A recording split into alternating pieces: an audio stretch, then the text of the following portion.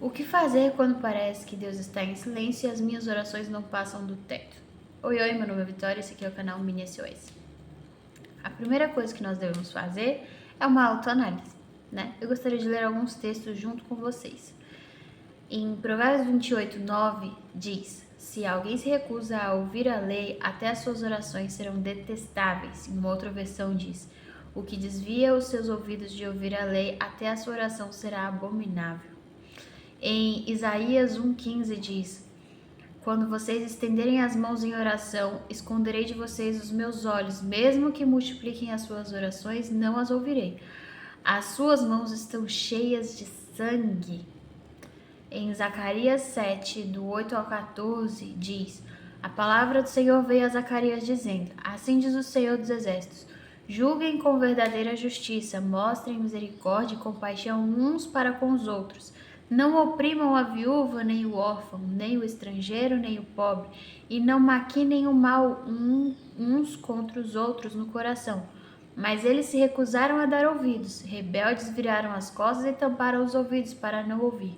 Endureceram o coração como diamante, para não ouvirem a lei e as palavras que o Senhor dos Exércitos tinha enviado pelo seu Espírito por meio dos antigos profetas. Por isso o Senhor dos Exércitos irou-se muito, visto que eles não ouviram quando os chamei, também eu não os ouvirei quando eles clamarem, diz o Senhor dos Exércitos. Eu os espalharei como um turbilhão por todas as nações que eles não conheciam. A terra que deixaram para trás de si ficou tão devastada que ninguém podia transitar por ela. Foi assim que transformaram a terra desejável em desolação. E ainda tem mais alguns textos que eu separei, mas antes eu queria aliviar um pouco o clima, que eu trouxe só textos assim tranquilos, só que não, né? Ainda tem mais alguns textos para exemplificar que estão na mesma linha de raciocínio, mas eu gostaria de antes dizer o seguinte, que a gente tem que fazer uma autoanálise se nós estamos tentando fazer a vontade de Deus ou não. Se nós estamos buscando ser servos de Deus, buscando ser luz, porque nós somos chamados para ser luz. E é nesse ponto que nós precisamos fazer uma autoanálise. Em Malaquias 2, do 10 ao 16, fala: não temos todos o mesmo Pai? Não fomos todos criados pelo mesmo Deus? Por que será então que quebramos a aliança dos nossos antepassados, sendo infiéis uns com os outros? Judá tem sido infiel. Uma coisa repugnante foi cometida em Israel e em Jerusalém. Judá desonrou o santuário que o Senhor ama. Homens casaram-se com mulheres que adoram deuses estranhos. Que o Senhor lance fora das tendas de Jacó o homem que faz isso, seja ele quem for, mesmo que esteja trazendo ofertas ao Senhor dos Exércitos. Olha só.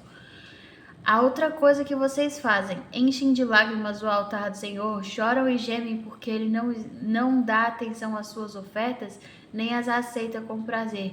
E vocês ainda perguntam por quê?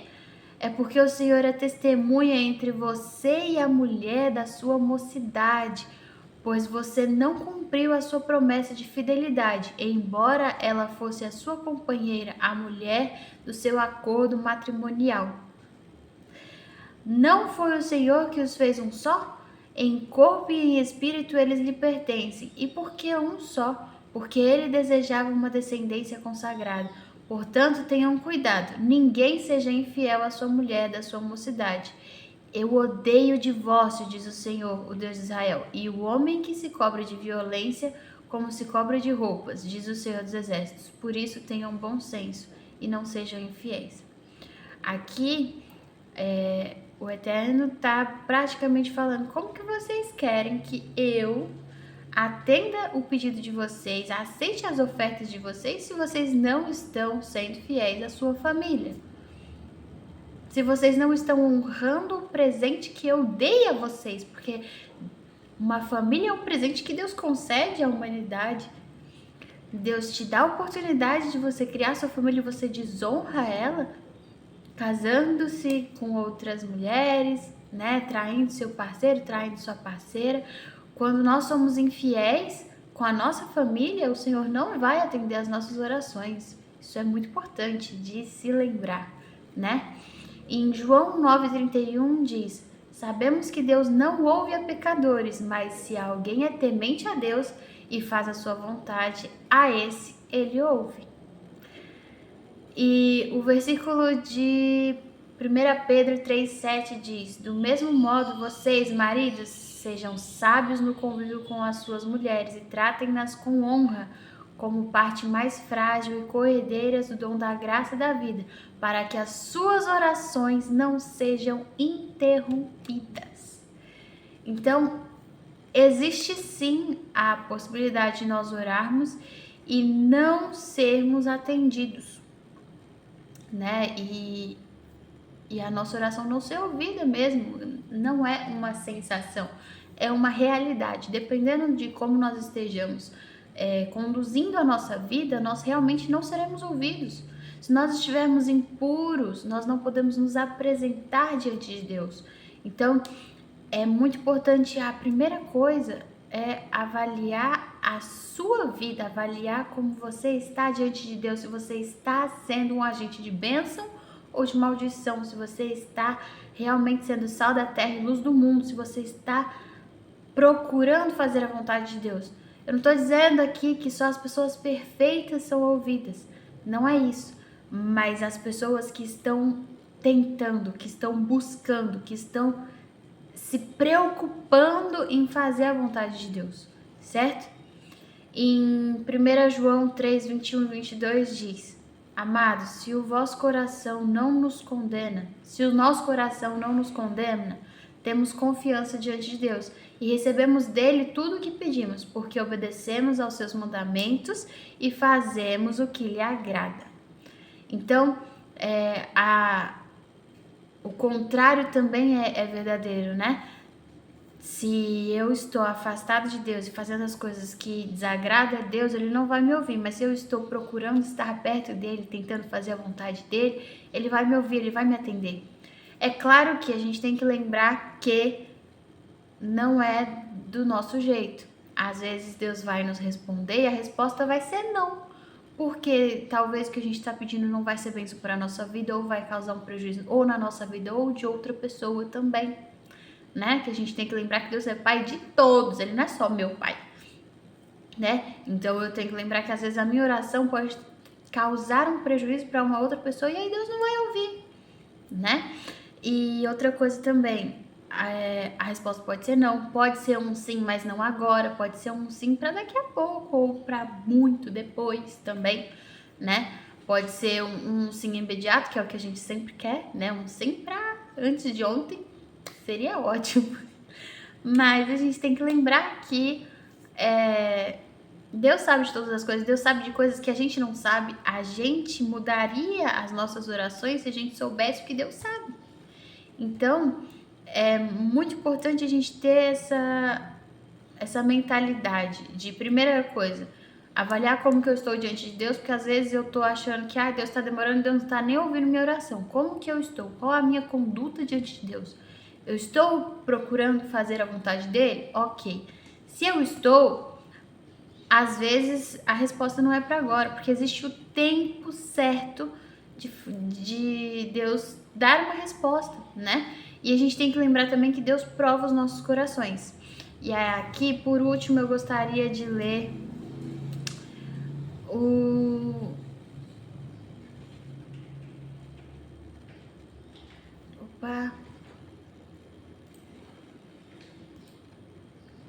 Tá certo. Deuteronômio 8, 2 e 3. É isso. Eu gostaria de ler com vocês, que diz o seguinte: lembre-se de como o Senhor, o seu Deus, os conduziu por todo o caminho no deserto, durante esses 40 anos, para humilhá-los e prová-los, a fim de saber o que estava em seus corações, se obedeceriam ou não os seus mandamentos. Ele os humilhou, deixando-os ter fome, e os sustentou com o maná, que nem vocês, nem os seus antepassados conheciam, para mostrar-lhes que nem só de pão viverá o homem, mas de toda a palavra que procede da boca do Senhor. Então, Deus nos prova, Deus realmente nos deixa passar por situações difíceis que muitas vezes nós acreditávamos que era impossível ou que jamais poderia acontecer com a gente, mas porque Ele está testando o nosso coração e está nos ensinando alguma coisa. Às vezes nós precisamos evoluir como seres humanos e aí passamos por situações difíceis para nos tornarmos pessoas melhores.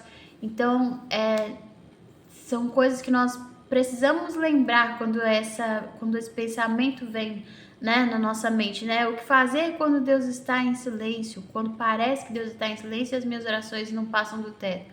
A gente tem que se questionar mesmo, questionar se nós estamos bem diante de Deus, se não é uma prova, como que eu estou me saindo nessa prova, se não é apenas o tempo de espera, às vezes é só orar e esperar e confiar. Nós precisamos ter mais confiança em Deus. A gente tem que lembrar que Ele é o nosso Pai, que Ele sabe o que é melhor pra gente, que a vontade dEle é boa, perfeita e agradável. Amém? Que possamos ser essas pessoas que estão de acordo com a vontade de Deus e que sabem esperar nele, que sabem confiar nele e que sejamos aprovados nas provas que Deus aplica nas nossas vidas. Amém? Tchau, tchau, até a próxima.